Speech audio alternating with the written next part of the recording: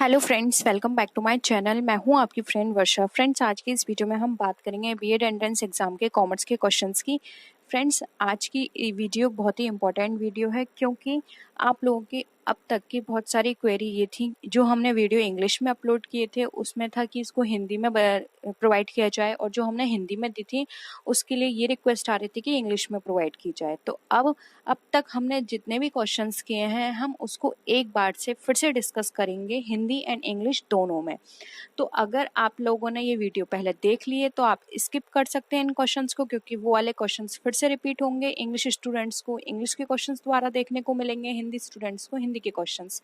लेकिन कुछ वीडियोस या कुछ क्वेश्चंस हम कह सकते हैं इस तरह के हैं जो कि हिंदी इंग्लिश में नहीं थे, हम उनको बाइलिंगुअल लैंग्वेज में कर रहे हैं। ठीक है, तो यहाँ पर आप क्या करिएगा, आप अपना अब तक आपका अगर कोई क्वेश्चंस मिस हो गया है तो प्लीज़ एक बार उन क्वेश्चंस को आप चेक कर लीजिएगा, जिसके थ्रू आप इजीली अपनी वो प्रिपरेशन कर पाएँ। ठीक है, तो वीडियो को स्टार्ट करते हैं। वीडियो पसंद आए तो वीडियो को लाइक कीजिए, अपने फ्रेंड्स से शेयर कीजिए। किसी भी तरह की कोई भी क्वेरी हो तो प्लीज़ ज़रूर बताइएगा। चलिए फ्रेंड्स, वीडियो को स्टार्ट करते हैं। The demand curve for a product will shift outwards to the right when, यानी कि जो डिमांड कर्व होता है हमारा किसी प्रोडक्ट के लिए वो हमारा शिफ्ट हो रहा है आउटवर्ड की तरफ। यानी कि देखिए यहाँ पर हिंदी में भी लिखा हुआ है दाईं ओर की तरफ, बाहर की ओर जाएगा। तो उसका क्या मतलब होता है?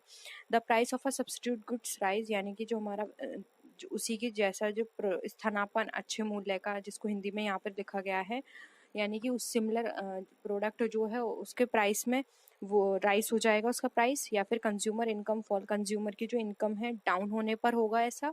या फिर consumer expect the price of a good fall in the future, या फिर कंज्यूमर एक्सपेक्ट करेगा कि जो प्रोडक्ट है उसका प्राइस फ्यूचर में डाउन हो जाएगा। या फिर the price of the product itself fall, यानी कि जो जिस प्रोडक्ट के लिए यहाँ पर ये शिफ्ट हो रहा है उसी प्रोडक्ट का जो प्राइस है वो अपने आप डाउन हो जाएगा। तो ये किस सिचुएशन में होगा? जब हमारी डिमांड फॉल होगी आउटवर्ड साइड में। तो देखिए हमारी जो डिमांड कर्व है हमारी वो आउटवर्ड साइड में फॉल करेगी, या फिर हम कह रहे हैं आउटवर्ड साइड में जाएगी, क्योंकि आपको पता है डिमांड कर्व जो होता है हमारा क्या होता है, डाउनवर्ड होता है। ठीक है, अब यहाँ पर बात की जा रही है आउटवर्ड की, तो यहाँ पर ये तब होगा ना ही कंज्यूमर की इनकम फॉल में होगा, ना ही जो फ्यूचर में प्राइस फॉल होगा तब होगा, और ना ही उस सिमिलर प्रोडक्ट में फॉल होगा। ये सिर्फ तब हो सकता है जब उसी प्रोडक्ट, यानी कि जो उसके जैसे सिमिलर प्रोडक्ट है, सब्स्टिट्यूट प्रोडक्ट है, उसमें फॉल आया, उसका राइज आ जाएगा। जब उसके प्राइस राइज हो जाएंगे तो यहाँ पर जो हमारा डिमांड कर्व है वो हमारा शिफ्ट हो जाएगा आउटवर्ड साइड में। इसलिए यहाँ पे ऑप्शन ए राइट आंसर हो जाएगा। ठीक है, जब हमारा सब्स्टिट्यूट प्रोडक्ट का जो प्राइस है वो हमारा यहाँ पर राइज होगा, तभी हमारा जो डिमांड कर्व है वो आउटसाइड में वर्क करेगा। आई होप ये क्वेश्चन क्लियर हुआ होगा। नेक्स्ट क्वेश्चन है, the demand for good is relatively price elastic, यानी कि किसी प्रोडक्ट की जो डिमांड है वो अगर रिलेटिवली प्राइस इलास्टिसिटी है और उसके प्राइस जो है राइजेस में है, द रेवेन्यू विल, तब रेवेन्यू की क्या पोजीशन होगी? जो हमारा रेवेन्यू फॉल करेगा, रिमेन कांस्टेंट यानी वैसा ही रहेगा, राइज यानी कि बढ़ जाएगा, या फिर depends on how supply response, यानी कि ये देखेगा कि सप्लाई उस तरह से क्या उसकी रेस्पोंडेंट्स है, यानी कि वो किस तरह से रेस्पॉन्स कर रही है। तो देखिए अगर यहाँ पर हम देखें कि अगर किसी भी गुड के लिए डिमांड हमारी इनएलास्टिक है और उसके जो प्राइस हैं वो राइज हो रहे हैं, तो ये तभी होगा जब हमारा जो रेवेन्यू है, अब इसके लिए जो रेवेन्यू हो जाएगा वो हमारा बढ़ जाएगा। ठीक है, तो यहाँ पे ऑप्शन सी राइट आंसर हो जाएगा, हमारा रेवेन्यू बढ़ जाएगा यहाँ पे, क्योंकि रिलेटिवली इनएलास्टिक है प्रोडक्ट यहाँ पे, तो रेवेन्यू यहाँ पर हमारा ऑफ कोर्स बढ़ेगा ही। इसलिए ऑप्शन सी यहाँ पे राइट आंसर हो जाएगा। नेक्स्ट है, which of the following option is not an example of market failure. अब इसमें से कौन सा मार्केट फेलर का एग्जाम्पल नहीं है, हमें ये बताना है। ऑप्शन है, failure to produce merit goods, यानी मेरिट गुड्स को प्रोड्यूस करने में फेल है। Produce public goods, public goods को प्रोड्यूस करने में फेल है। या फिर जो फर्म का जो प्रॉफिट है उसको मैक्सिमाइज नहीं कर पा रही है, या फिर जो अकाउंट एक्सटर्नीज है उसको नहीं देख पा रही है।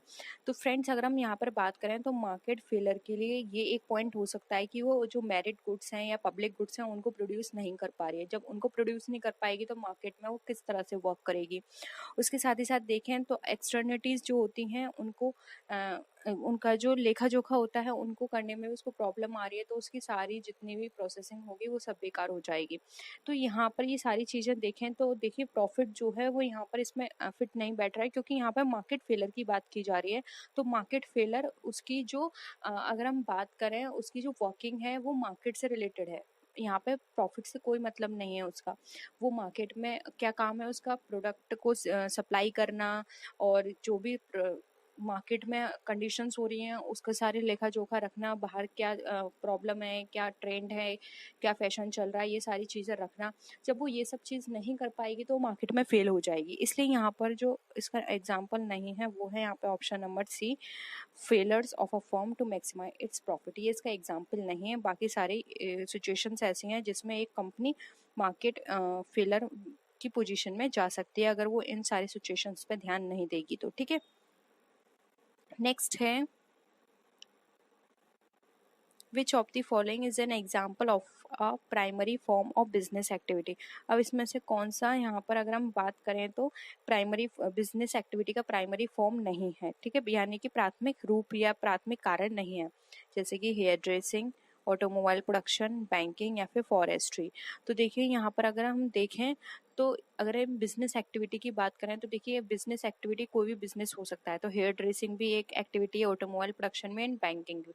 जबकि फॉरेस्ट्री बैंकिंग बिजनेस एक्टिविटी की प्राइमरी सोर्स में नहीं आती है। इसलिए यहाँ पे ऑप्शन डी जो है वो हमारा राइट आंसर हो जाएगा। नेक्स्ट है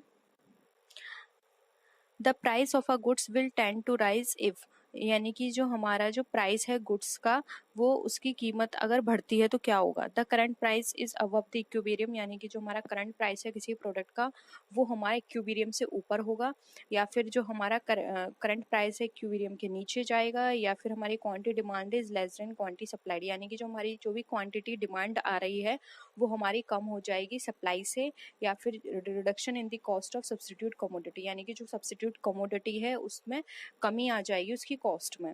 तो देखिए जब हमारे माल की कीमत अगर बढ़ती है तो इसमें क्या होगा, जो हमारा इक्विलिब्रियम जो हमने सेट करके रखा है उससे हमारा जो करंट प्राइस होगा वो लो हो जाएगा। ठीक है, क्योंकि देखिए जब किसी भी गुड्स का प्राइस बढ़ता है तो वो हमारा यहाँ पर इस सिचुएशन में जो हमारा इक्विलिब्रियम हमने सेट किया होता है उससे हमारा करंट प्राइस क्या हो जाता है, लो चला जाता है।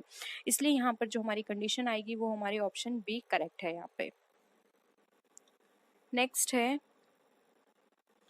Productivity is measured by. अब जो प्रोडक्टिविटी होती है हमारी किसके थ्रू मेजर की जाती है, the growth on product of a firm, यानी कि एक फर्म के आउटपुट पर, the growth on profit of a firm, यानी कि जो फर्म का जो प्रॉफिट है उसकी ग्रोथ पर, टोटल आउटपुट या टोटल इनपुट पर, या फिर total output of investment in capital goods, यानी कैपिटल गुड्स में जो भी हमने टोटल अमाउंट का इन्वेस्टमेंट किया है उस पर। तो देखिए प्रोडक्टिविटी की अगर हम बात करें तो ये हमारी ऑलवेज मेजर की जाती है total output upon total input, यानी कि टोटल कितना आउटपुट आया है और उससे कितना इनपुट निकल कर आया है। आउटपुट इनपुट के बेसिस पर ही हम प्रोडक्शन की मेजरमेंट कर सकते हैं कि हमारी कितनी प्रोडक्टिविटी निकल कर आई है। इसलिए यहाँ पे ऑप्शन सी जो है वो हमारा राइट आंसर हो जाएगा। नेक्स्ट क्वेश्चन है the main objective of macro economic policy is, यानी कि जो मैक्रो इकोनॉमिक पॉलिसी है उसका मेन ऑब्जेक्टिव क्या होता है ये बताना है।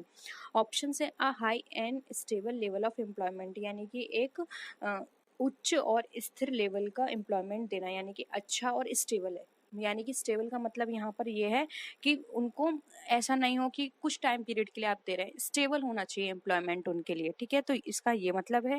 या फिर a low and stable rate of inflation, यानी कि कम और स्टेबल लेवल का हमें इन्फ्लेशन देना है। या फिर a stable and satisfactory rate of economic growth, या फिर ऑल ऑफ दी अबव। तो देखिए यहाँ पर अगर हम बात करें मैक्रो इकोनॉमिक की तो आपको ही पता होगा मैक्रो इकोनॉमिक हमारा किस पर बेस्ड होता है। ठीक है, तो अगर हम इसकी पॉलिसीज की बात करें मैक्रो इकोनॉमिक पॉलिसी की तो इसके अंदर यहाँ पे सारे ऑप्शंस हमारे फिट बैठते हैं, ये इसका ऑब्जेक्टिव होता है। इसलिए ऑप्शन डी राइट आंसर होगा। मैक्रो इकोनॉमिक पॉलिसी में हम ये देखते हैं कि जो हमारा एम्प्लॉयमेंट है हम हाई लेवल का एम्प्लॉयमेंट प्रोवाइड करें और वो इनका क्या हो, स्टेबल लेवल का हो। यानी कि किसी को भी अगर हम एम्प्लॉयमेंट करें दें तो ऐसा ना हो कि वो कुछ टाइम टाइम पीरियड का हो और उसके बाद वो अनएम्प्लॉयमेंट फिर से हो जाए, ठीक है। तो यहाँ पे स्टेबल होना चाहिए। उसके साथ ही साथ अगर इन्फ्लेशन हो रहा है तो वो क्या होना चाहिए, लो होना चाहिए, बहुत कम इन्फ्लेशन हो जिससे कि किसी भी तरह की कोई भी प्रॉब्लम क्रिएट ना हो, इकोनॉमिक प्रॉब्लम।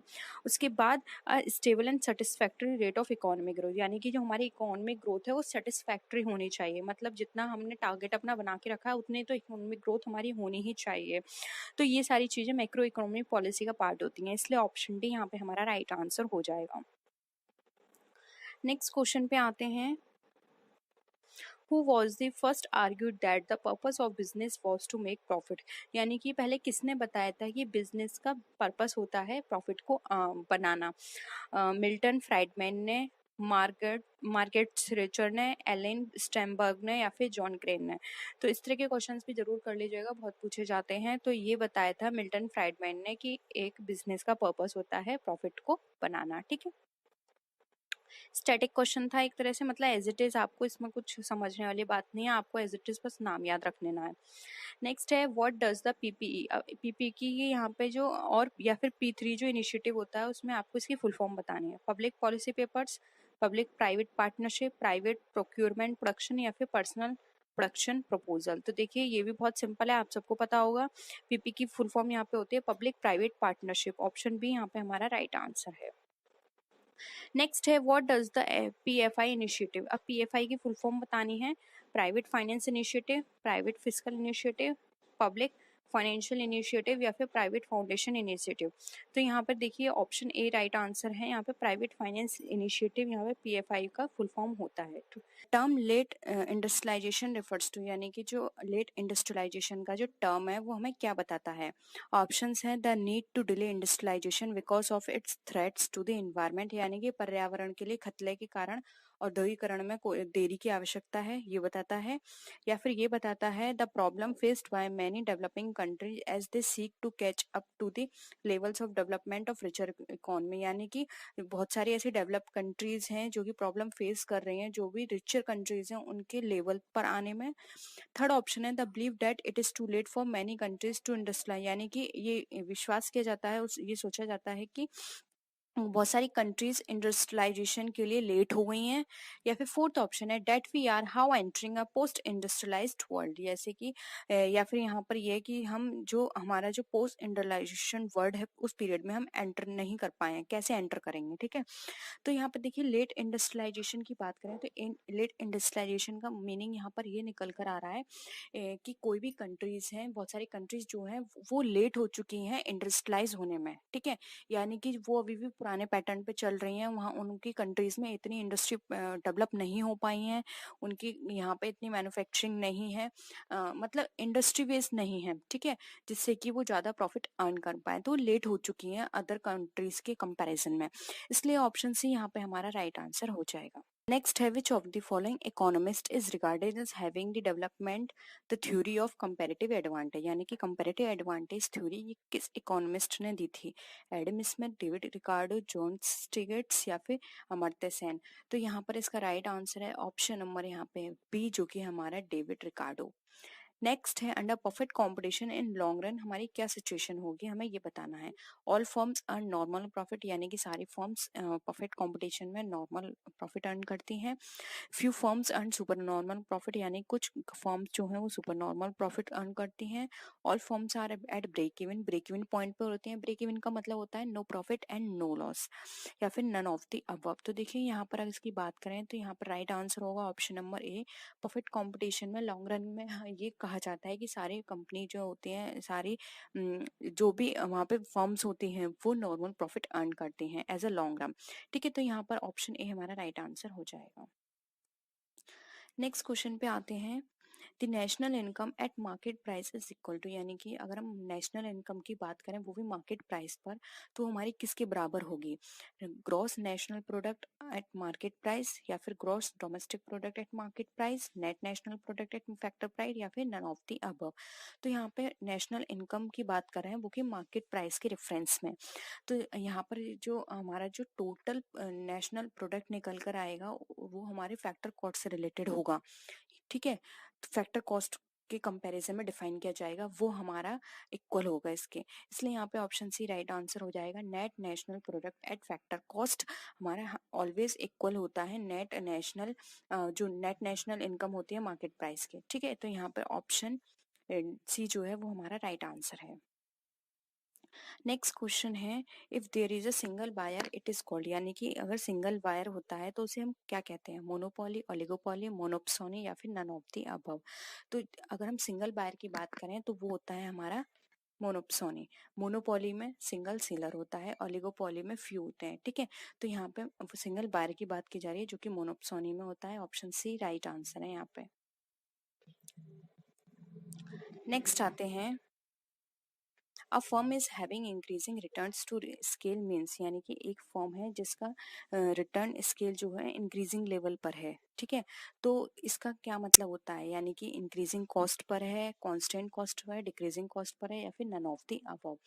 तो देखिए अगर एक firm increasing rate to scale पर है तो इसका मतलब यहाँ यहाँ ये होता है कि उसका स्केल इंक्रीज हो रहा है, यानी कि उसकी जो कॉस्ट जो है वो डिक्रीजिंग लेवल पर है, it's is having decreasing cost, इसलिए यहाँ पे ऑप्शन सी यहाँ पे हमारा राइट आंसर हो जाएगा। नेक्स्ट है, production can be measured in terms of which of the following, यानी कि जो हमारे प्रोडक्शन होता है वो हमारा किस टर्म्स में मेजर किया जाता है, total productivity, marginal productivity, average productivity या फिर ऑल ऑफ द अबव। तो प्रोडक्शन की बात करें तो यहाँ पर देखिए इसका राइट आंसर हो जाएगा ऑप्शन नंबर डी। हम प्रोडक्शन को अपने टोटल प्रोडक्टिविटी के बेसिस पर भी चेक कर सकते हैं, मेजर कर सकते हैं, मार्जिनल और एवरेज के बेसिस पर भी। तो ये तीनों ही मेजर टू एक तरह से हम बोल सकते हैं पैरामीटर्स होते हैं जिनके बेसिस पर हम अपने प्रोडक्शन को चेक कर सकते हैं। राइट आंसर है डी।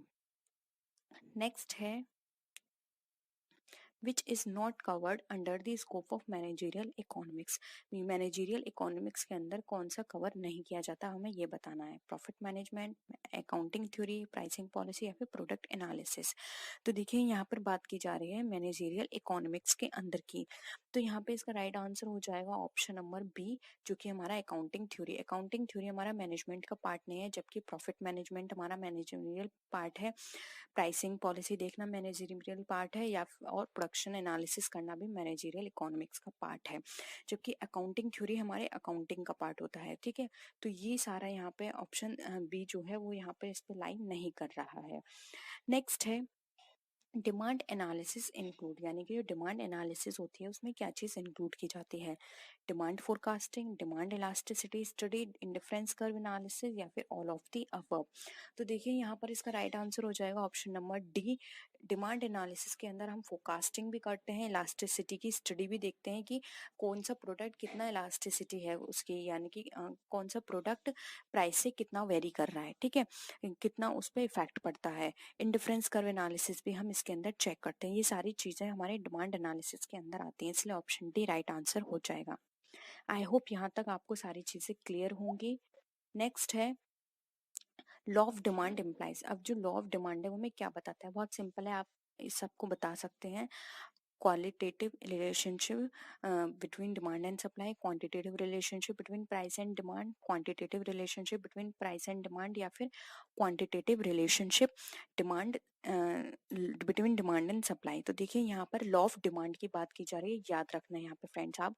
तो देखिए लॉ ऑफ डिमांड की बात करें तो एक क्वालिटेटिव रिलेशनशिप होता है हमारा बिटवीन प्राइस एंड डिमांड के बीच में, ठीक है। तो यहाँ पे ऑप्शन बी जो है वो हमारा राइट आंसर हो जाएगा, लॉ ऑफ डिमांड।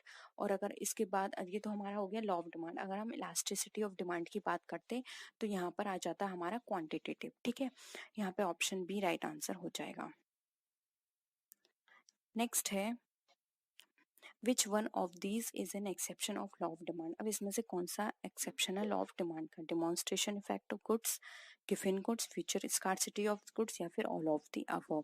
तो देखिए यहाँ पर अगर हम बात करें तो अगर हमने एक्सेप्शन पढ़े हैं आप लोगों ने लॉ ऑफ डिमांड के, तो देखिए डिमॉन्स्ट्रेशन भी बात करता है लॉ ऑफ डिमांड के एक्सेप्शन, गिवन गुड्स भी बात करता है and future scarcity of goods भी इसके अंतर्गत आता है, ठीक है। इन सब का आपको पता होगा कि डेमोन्स्ट्रेशन गुड्स इफेक्ट में क्या चीज़ें हैं, गिवन गुड्स में क्या है and future scarcity of goods में क्या है। तो ये एक्सेप्शंस होते हैं जो कि लॉ ऑफ डिमांड जो होता है उस पर इसका कोई भी इफेक्ट नहीं पड़ता है, इसलिए ऑप्शन डी यहाँ पे हमारा राइट आंसर हो जाएगा। नेक्स्ट क्वेश्चन है, elasticity of demand is based on which of the following factors. अब जो इलास्टिसिटी ऑफ डिमांड है वो हमारी कौन से फैक्टर्स पे बेस्ड होती है? Range of substituted available, joint demand, proportion of income spent on commodity, या फिर ऑल ऑफ द अबव। तो देखिए यहाँ पर अगर हम बात करें इसके इफेक्ट की, तो देखिए और ये सारे ही फैक्टर्स जो हैं हमारे, ये सारे ही हमें इफेक्ट करते हैं डिमांड के, क्योंकि देखिए हमारे अगर हमारे सब्स्टिट्यूट अवेलेबल है, जो भी हम प्रोडक्ट कर रहे हैं, अगर उसका प्राइस हाई हो गया है और उसका सब्स्टिट्यूट अवेलेबल है तो हम उसको नहीं खरीदेंगे, तो ये क्या हो गया? एक्सेप्शन हो गया। ये क्या है? वहां पर इलास्टिसिटी डिमांड पे इफेक्ट पड़ रहा है। सेम उसी तरह से अगर जॉइंट डिमांड है, अगर एक प्रोडक्ट की डिमांड इंक्रीज हो रही है तो उसके साथ जो उसका दूसरा प्रोडक्ट होगा जो उसके साथ जॉइंट में है, हम उसको भी कोई परचेस नहीं करेगा, ये भी इफेक्ट कर गया। थर्ड है प्रोपोर्शन ऑफ इनकम स्पेंड। अब ये डिपेंड करता है कि इनकम का कौन कितना प्रोपोर्शन आपको स्पेंड करना है। हो सकता है कि कोई पर्सन ऐसा है जो कि अपनी इनकम का सिर्फ 30% खर्च करता है, ठीक है। अब उसकी इनकम इंक्रीज हो रही है तो उस इंक्रीज इनकम का 30% नहीं, वो पहले जितना खर्च करता था अभी भी वो उतना ही खर्च करता है, ठीक है। तो यहाँ पर क्या होगा? वो जितना खर्च करता है उस प्रोपोर्शन पर डिपेंड करता है। तो ये कुछ फैक्टर्स होते हैं जो कि इफेक्ट कर जाते हैं इलास्टिसिटी ऑफ डिमांड को, इसलिए ऑप्शन डी यहाँ पे राइट आंसर हो जाएगा। नेक्स्ट क्वेश्चन है which one of the following is not the function of a managerial economist. अब इसमें से कौन सा मैनेजरियल इकोनॉमिस्ट का फंक्शन नहीं है? Industrial market research, determining rate of interest in money market, capital budgeting, या फिर इन्वेस्टमेंट एनालिसिस। तो देखिए यहाँ पर अगर हम बात करें तो ऑप्शन बी जो है determining rate of interest in money market, ये इसका पार्ट नहीं है। जबकि हमारा इंडस्ट्रियल मार्केट रिसर्च देखना, कैपिटल बजटिंग, इन्वेस्टमेंट एनालिसिस, ये सारे मैनेजमेंट के पार्ट आ जाता है, इसलिए ऑप्शन बी हमारा राइट आंसर हो जाएगा। Determining rate of interest in money market, ये हमारा फाइनेंस का पार्ट हो जाएगा, ठीक है। तो यहाँ पे ऑप्शन बी राइट आंसर होगा। नेक्स्ट क्वेश्चन है which one is not a type of demand. अब इसमें से कौन सा हमारा जो डिमांड की टाइप्स नहीं है?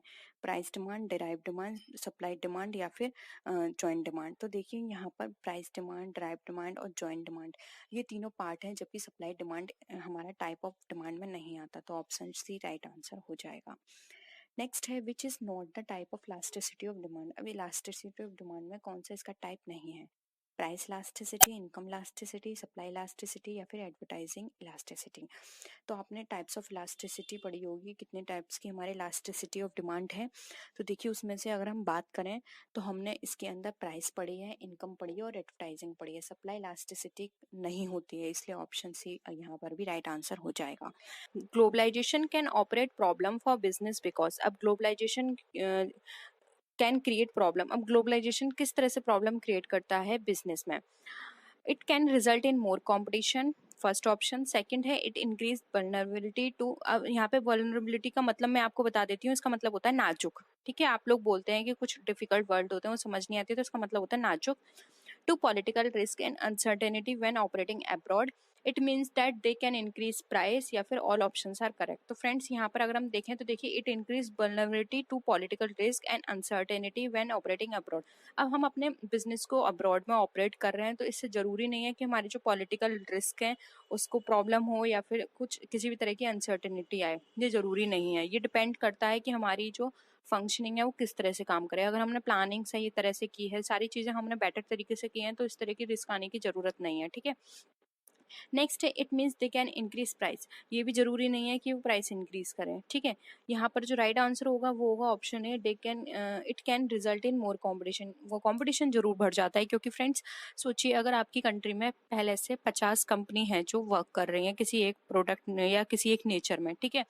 अब उसके 50 कंपनियों के बाद में बाहर से और कंपनियां आ रही हैं उसी नेचर की, तो क्या होगा? कंपटीशन बढ़ेगा, क्योंकि हर कोई ये सोचेगा कि अब हमने इस कंपनी के प्रोडक्ट ट्राई कर लिए, अब हम इस पे स्विच ओवर करके देखते हैं एक बार ये कोई प्रोडक्ट कैसा है। और मोस्टली स्टार्टिंग में इस तरह की कंपनियां जो होती हैं अट्रैक्ट करने के लिए अपने प्राइस को लो रख देती हैं या फिर कुछ ऑफर निकाल देती हैं। तो इससे क्या होता है? कंपटीशन बढ़ जाता है, क्योंकि अब उनको उनके साथ भी कंपटीशन करना है। पहले सिर्फ 50 थी, उन्हें आपस में कंपटीशन करना होता था, अब उनको उनके साथ भी कंपटीशन करना है। तो इससे क्या होता है? कंपटीशन हमारा इंक्रीज होता है, इसलिए यहाँ पे ऑप्शन ए राइट आंसर हो जाएगा। नेक्स्ट है which bank is called the bank of issue. अब इसमें से कौन सा बैंक बैंक ऑफ इश्यू कहलाता है? RBI, SBI, IDBI, ICI. तो फ्रेंड्स सिंपल है इसका आंसर आरबीआई, क्योंकि ये सबको पता है आरबीआई हमारा बैंक ऑफ इश्यू की तरह काम करता है। ठीक है, नेक्स्ट है theoretically what is the most significant organ of WTO. WTO का सबसे ज्यादा इंपॉर्टेंट या सिग्निफिकेंट ऑर्गन कौन सा है?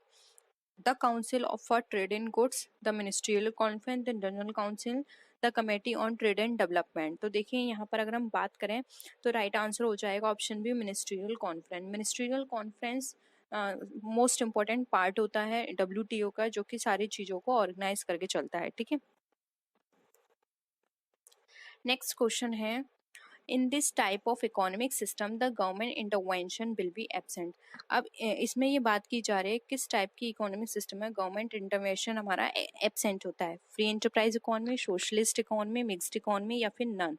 तो फ्रेंड्स हमको भी पता है सोशलिस्ट में गवर्नमेंट इंटरवेंशन होता है, फुल्ली होता है, और मिक्स्ड में हाफ होता है, पार्शली हम बोल सकते हैं। नन यहाँ पे ये ऑप्शन तो कट ही जाता है, लेकिन यहाँ पे फुल्ली बात की जा रही है, एब्सेंट होता है। तो यहाँ पे ऑप्शन ए राइट आंसर हो जाएगा, फ्री मार्केट एंटरप्राइजेस। यहाँ पे गवर्नमेंट का इंटरवेंशन बिल्कुल भी नहीं होता है। नेक्स्ट क्वेश्चन पे आते हैं, dash is an economic system where the means of production are owned and managed by the state. अभी हमें यहाँ पे ये बताना है कि एक आर्थिक प्रणाली जहाँ उत्पादों के साधनों का स्वामित्व और प्रबंधन राज्य द्वारा किया जाता है उसको क्या बोलते हैं? कैपिटलिज्म, सोशलिज्म, मिक्स्ड इकोनॉमी या फिर कॉमन इकोनॉमी। तो देखिए यहाँ पर आप देखिए साफ साफ लिखा हुआ है means of production are owned and managed by state, यानी कि ये सारे काम क्या है स्टेट द्वारा किए जा रहे हैं। यानी कि क्या है स्टेट द्वारा किए जाएंगे, यानी सोसाइटी के वेलफेयर की बात कर रहे हैं यहाँ पे। तो यहाँ पे ऑप्शन बी राइट आंसर हो जाएगा, सोशलिज्म। ठीक है, फुल्ली उसी के हैंड में है स्टेट के द्वारा। नेक्स्ट है India follow dash economic system. अब इंडिया जो है कौन सा इकोनॉमिक सिस्टम फॉलो करती है? सोशल, कैपिटलिस्ट, मिक्स्ड या फिर none of this. Again repeat question है ये, सी इसका राइट आंसर है। तो देखिए ये क्वेश्चन आपसे कितनी बार पूछा गया है, ये बहुत इंपॉर्टेंट है, इंडिया के बारे में बहुत पूछा जाता है। नेक्स्ट है in dash economic system there exist both private and public sector. हमें वो इकोनॉमिक सिस्टम बताना है जिसमें प्राइवेट और पब्लिक दोनों सेक्टर एक साथ काम करते हैं, यानी कि पार्शली गवर्नमेंट का कंट्रोल होता है और पार्शली उसमें प्राइवेट का। ठीक है, सोशल, कैपिटलिस्ट, मिक्स्ड या फिर नन ऑफ दीज। तो देखिए यहाँ पर अगर हम बात करें प्राइवेट और पब्लिक दोनों सेक्टर्स की, तो यहाँ पर राइट आंसर हो जाएगा ऑप्शन सी, जो कि है हमारा मिक्स्ड। क्वेश्चन है who was the first chairman of the planning commission of India. अब देखिए यहाँ पे फ्रेंड्स एक चीज याद रखिए, प्लानिंग कमीशन का जो चेयरमैन होता है वो होता है प्राइम मिनिस्टर। अब आप देखिए हमारा फर्स्ट प्राइम मिनिस्टर कौन थे? जवाहरलाल नेहरू जी, इसलिए प्लानिंग कमीशन के भी फर्स्ट चेयरमैन कौन होंगे? जवाहरलाल नेहरू जी। ऑप्शन ए यहाँ पे राइट आंसर है। नेक्स्ट है When was the first industrial policy of India announced? अब जो इंडिया की फर्स्ट इंडस्ट्रियल पॉलिसी है वो कब अनाउंस की गई थी, हमें ये बताना है। अप्रैल 6, 1948, अप्रैल 9, 1948, मार्च 6, 1948 या फिर अप्रैल 1947। तो इंडस्ट्रियल पॉलिसी की बात करें जो फर्स्ट में इंट्रोड्यूस हुई थी वो हुई थी अप्रैल 6, 1948 में। ऑप्शन ए यहाँ पे हमारा राइट आंसर है। नेक्स्ट क्वेश्चन है they are policies which are made to govern the import and export trade. यानी कि हमें ऐसी पॉलिसी बतानी है जो कि इम्पोर्ट एंड एक्सपोर्ट ट्रेड में हेल्प करती है, उसको कंट्रोल करने में या फिर उसको चलाने में, उसकी पॉलिसीज में सारे में वर्क करते हैं। मेनली इम्पोर्ट एंड एक्सपोर्ट से रिलेटेड है। ठीक है, एक्सपोर्ट पॉलिसी, इम्पोर्ट, एग्जिम या फिर नन। तो राइट आंसर हो जाएगा ऑप्शन सी, एग्जिम, क्योंकि इसका नाम ही जो है एक्सपोर्ट इम्पोर्ट पॉलिसी, जो कि एक्सपोर्ट इम्पोर्ट को गवर्न करती है, उसकी सारी चीज़ों को ये लेखा जोखा रखती है। ऑप्शन सी राइट आंसर है। नेक्स्ट है When was the exim policy announced for the first time? अब जो exim policy है फर्स्ट टाइम कब अनाउंस की गई थी? 1947, 1985, 1991 या 1999 में। तो देखिए अगर हम यहाँ पर बात करें exim policy की तो राइट आंसर हो जाएगा ऑप्शन बी, 1985 में। नेक्स्ट क्वेश्चन पे आते हैं, हमें बताना है EPZ का फुल फॉर्म क्या है? Export processing zone, export promotion zone, external promotion zone या नन ऑफ दिस। तो देखिए यहाँ पर राइट आंसर हो जाएगा, अगर हम EPZ की बात करें तो export processing zone. Option A right answer है। नेक्स्ट क्वेश्चन है dash concern with the obligation and duties of business to the society. अब इसमें से कौन सी चीज़ है जो हमारी जो बिजनेस सोसाइटी के लिए एक बिजनेस की ड्यूटीज के बारे में बताती है। सोशल रिस्पॉन्सिबिलिटी, स्टेटस, अथॉरिटी या नन ऑफ दिस। तो देखिए यहाँ पे राइट आंसर हो जाएगा ए। सोशल रिस्पॉन्सिबिलिटी हमें बताती है कि एक बिजनेसमैन की क्या ड्यूटी है सोसाइटी के लिए, यानी उसको अपने बिजनेस को रन करने के साथ साथ उसको सोसाइटी के लिए क्या क्या काम करने चाहिए, ये हमें सोशल रिस्पॉन्सिबिलिटी में बताया जाता है। राइट आंसर हो जाएगा इसका ऑप्शन नंबर ए। नेक्स्ट है who and conducted the social audit in India for the first time। अब अगर हम यहाँ पे बात करें तो सोशल ऑडिट इंडिया में फर्स्ट टाइम कब कंडक्ट की गई थी, किसने कंडक्ट की थी? जेआरडी टाटा, बिरला, रिलायंस ग्रुप या फिर स्टेट बैंक। तो इसका देखिए राइट आंसर है हमारा option number A, JRD Tata. JRD Tata ने सबसे पहले सोशल ऑडिट करवाई थी इंडिया में। ठीक है, नेक्स्ट क्वेश्चन पे आते हैं। Who is concern with the presentation of union budget, यानी यूनियन बजट के जो प्रेजेंटेशन होती है उससे कौन कंसर्न होता है या किसकी रिस्पॉन्सिबिलिटी होती है? Prime minister, finance minister, RBI governor या फिर होम मिनिस्टर। तो right answer option B, finance minister. Low income economies are sometime refer to as, हमें बताना है जो लो इनकम इकोनॉमीज हैं उसको हम किस नाम से जान सकते हैं? First word, second word, third word या फिर नन ऑफ दीज। तो जो लो इनकम इकोनॉमीज वाली कंट्रीज होती हैं उसको थर्ड वर्ड की तरह ट्रीट किया जाता है। तो यहाँ पे ऑप्शन सी यहाँ पे हमारा राइट आंसर है। नेक्स्ट क्वेश्चन पे आते हैं। This is the government strategy in respect of public expenditure and revenues which have a significant impact on business, यानी कि हमें बताना है कि ऐसी गवर्नमेंट स्ट्रेटजी जो कि पब्लिक एक्सपेंडिचर और रेवेन्यू से कंसर्न होती है उसका इम्पैक्ट बिजनेस पे पड़ता है, सिग्निफिकेंट इम्पैक्ट पड़ता है, तो उसको क्या कहा जाता है? Monetary policy, fiscal policy, trade policy या फिर फॉरेन एक्सचेंज पॉलिसी। तो देखिए यहाँ पर अगर हम बात करें तो राइट आंसर हो जाएगा ऑप्शन बी, फिस्कल पॉलिसी की। आप ये याद रखिए फिस्कल पॉलिसी की बात होगी तो वहाँ पे पब्लिक एक्सपेंडिचर एंड रेवेन्यू की बात की जाएगी। तो यहाँ पे देखिए पब्लिक एक्सपेंडिचर रेवेन्यू दोनों की ही बात की गई है। और मॉनेटरी पॉलिसी की बात करें तो वहाँ पे हमारे मॉनेटरी एस्पेक्ट की बात की जाएगी। ठीक है, नेक्स्ट आते हैं, बहुत ही इंपॉर्टेंट क्वेश्चन है ये। CII स्टैंड्स फॉर, यानी कि CII का क्या मतलब है? Confederation of Indian industry, condition of Indian industry, classes of Indian industry या फिर सिविलियन ऑफ इंडियन इंडस्ट्री। तो फ्रेंड्स CII की जो फुल फॉर्म होती है उसको कहा जाता है कॉन्फेडरेशन ऑफ इंडियन इंडस्ट्री। यहाँ पे ऑप्शन ए हमारा राइट आंसर हो जाएगा। नेक्स्ट आते हैं, dash is concern with the withdrawal of state from an industry और अ सेक्टर पार्शियली और फुल्ली, यानी कि आंशिक रूप से या पूरी तरह से एक उद्योग के क्षेत्र में राज्य की वापसी के साथ संबंध है, तो उसको क्या कहेंगे? लिबरलाइजेशन, मॉडर्नाइजेशन, प्राइवेटाइजेशन या फिर ग्लोबलाइजेशन।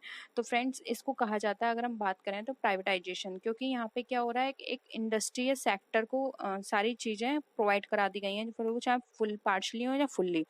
तो ये प्राइवेटाइजेशन राइट आंसर होगा, क्योंकि ये यहाँ पे ये है कि विड्रॉल कर लिया है स्टेट का इंडस्ट्री ने, अब इंडस्ट्री उस पर सारे वर्क करेगी, जो भी डिसीजंस लेने हैं वो एक इंडस्ट्री या सेक्टर लेगा, यानी कि उस चीज को प्राइवेटाइज कर दिया गया है। ऑप्शन सी यहाँ पे राइट आंसर है।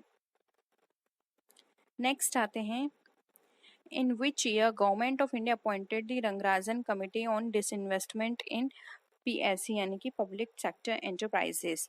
तो देखिए 1990, 1991, 1993 या 1996। तो इसका राइट आंसर होगा यहाँ पे ऑप्शन नंबर 3 जो कि है 1993। 1993 में रंगराजन कमेटी बनाई गई थी और इसका काम था जो भी पब्लिक सेक्टर एंटरप्राइजेस हैं उनके डिसइन्वेस्टमेंट पे वर्क करना। ठीक है,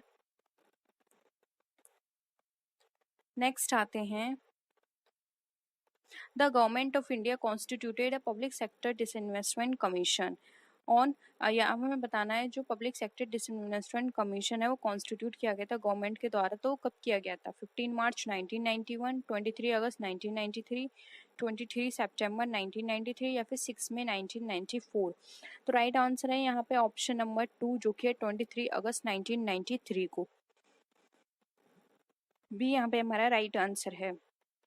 नेक्स्ट है which act was replaced with the introduction of competition act 2002। अब यहाँ पे हमें बताना है जो कॉम्पिटिशन एक्ट 2002 है वो किसको रिप्लेस करके आया था, फेरा, एमआरटीपी, पोटा या नन ऑफ दीज। फ्रेंड्स इनकी फुल फॉर्म आपको कमेंट सेक्शन में बतानी है क्योंकि इनकी फुल फॉर्म मैं एक सेपरेट वीडियो में आपको साथ डिस्कस कर चुकी हूँ, तो आपको पता होगा। इसकी फुल फॉर्म सारी आपको कॉमेंट सेक्शन में बतानी है।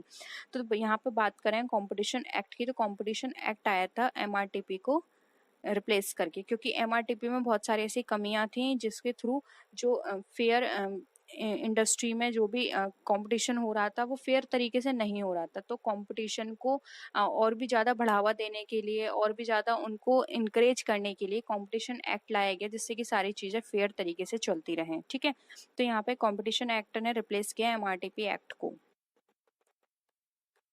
नेक्स्ट है competition act was enacted in the year. अब हमें बताना है कंपटीशन एक्ट कब आया था, जून 2002, दिसंबर 2002, जनवरी 1999 या फिर नन ऑफ दीज। तो देखिए कंपटीशन एक्ट की बात करें तो ये आया था दिसंबर 2002 में। ऑप्शन बी यहाँ पे हमारा राइट आंसर हो जाएगा। नेक्स्ट क्वेश्चन है विच committee recommended the enactment of competition act. अब इसमें बताना है कौन सी कमेटी कॉम्पिटिशन एक्ट है उसको बनाने की सिफारिश करी थी। High level committee on competition policy and law, a committee on law and order, central committee for research and policy या फिर नन ऑफ दीज। तो यहाँ पे बात करें कॉम्पिटिशन एक्ट की तो देखिए यहाँ पे नाम से भी हमें पता चल रहा है इसके लिए हाई लेवल कमेटी अपॉइंट की गई थी कॉम्पिटिशन पॉलिसी एंड लॉ की। तो ऑप्शन ए यहाँ पे हमारा राइट आंसर हो जाएगा। इसने हेल्प करी थी, सिफारिश करी थी कि कॉम्पिटिशन एक्ट लाया जाए। नेक्स्ट है which policies concern with raising revenue through taxation and deciding on the level and pattern of expenditure.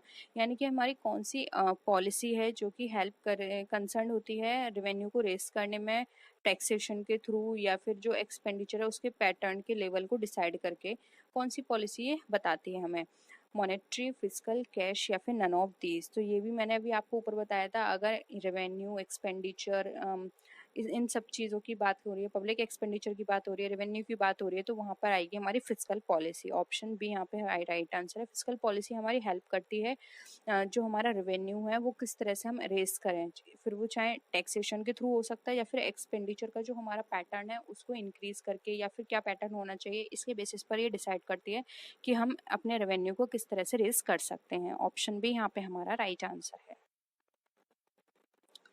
Next है who is responsible for presenting the union budget before the parliament. अब parliament में present करने के लिए जो person होता है वो कौन पर्सन जिम्मेदार होता है, prime minister, finance minister, RBI या फिर नन ऑफ द अबव। तो फ्रेंड्स ये आप सबको इसका आंसर पता होगा। जो फाइनेंस मिनिस्टर होते हैं वो इसके लिए रिस्पॉन्सिबल होते हैं और वही रिप्रेजेंट करते हैं फाइनेंशियल जो वो हमारा जो बजट होता है यूनियन बजट जिसको बोलते हैं वो संसद में प्रेजेंट करते हैं। तो वो है हमारा यहाँ पे option B right answer, finance minister. Next question पे आते हैं dash is concern with all current expenditure of the government on administration. यानी कि प्रशासन पर सरकार के सभी मौजूदा खर्चों से चिंतित होते हैं, किससे, revenue expenditure, capital expenditure, total expenditure या फिर नन। तो हमें बताना है जो भी हमारे करंट एक्सपेंडिचर होते हैं सभी गवर्नमेंट के वो किससे कंसर्न होते हैं। तो फ्रेंड्स यहाँ पे राइट आंसर होगा ऑप्शन ए, वो हमारे सारे रेवेन्यू एक्सपेंडिचर होते हैं क्योंकि यहाँ पे करंट की बात की जा रही है और करंट एक्सपेंडिचर सारे हमारे रेवेन्यू से कंसर्न होंगे। ठीक है, और अगर करंट नहीं होते तो हम कैपिटल एक्सपेंडिचर बोल सकते थे, इसलिए ऑप्शन ए यहाँ पे हमारा राइट आंसर हो जाएगा। नेक्स्ट है the planning commission was setup in India in. अब जो प्लानिंग कमीशन है वो इंडिया में सेटअप की गई थी कब, 1950, 1951, 1947 या फिर 1952। तो प्लानिंग कमीशन की बात करें तो फ्रेंड्स ये सेटअप की गई थी 1950 में। ऑप्शन ए यहाँ पे हमारा राइट आंसर है। नेक्स्ट क्वेश्चन है who is the president of national development council. अब नेशनल डेवलपमेंट काउंसिल का प्रेसिडेंट कौन होता है। तो फ्रेंड्स अगर हम बात करें एनडीसी की, नेशनल डेवलपमेंट काउंसिल की, तो इसका जो प्रेसिडेंट होता है वो होता है उस टाइम जो भी person as a prime minister appoint किया गया है। तो यहाँ पर इसका राइट आंसर हो जाएगा ऑप्शन बी, प्राइम मिनिस्टर। अब जो हमारे एनडीसी के प्रेसिडेंट हैं वो है नरेंद्र मोदी जी। ठीक है, नेक्स्ट है the intervening period between third and fourth 5 year plan is regarded, यानी कि तीसरे और जो हमारे चौथे 5 ईयर प्लान जो थे उसके बीच में जो इंटरवेनिंग पीरियड था उसको क्या नाम दिया गया था? Plan period, plan holidays, plan days या फिर नन ऑफ दीज। तो जो भी इंटरवेनिंग पीरियड था उस टाइम के बीच में वहाँ पर इसको नाम दिया गया था प्लान हॉलीडेज। ऑप्शन ए भी यहाँ पे हमारा राइट आंसर है। ठीक है, तो आज के लिए इतना ही। आई होप आपको वीडियो पसंद आया होगा। वीडियो पसंद आए तो वीडियो को लाइक कीजिए, फ्रेंड्स के साथ शेयर कीजिए। किसी भी तरह की कोई भी क्वेरी हो तो ज़रूर बताइएगा, और वीडियो कैसी लगी कमेंट सेक्शन में बताइए। किसी और पर्टिकुलर टॉपिक पे वीडियो चाहते हैं तो आप कमेंट सेक्शन में लिख सकते हैं। नेक्स्ट वीडियो में फिर मिलते हैं और भी अच्छी वीडियोज़ के साथ। तब तक के लिए टेक केयर, बाय बाय।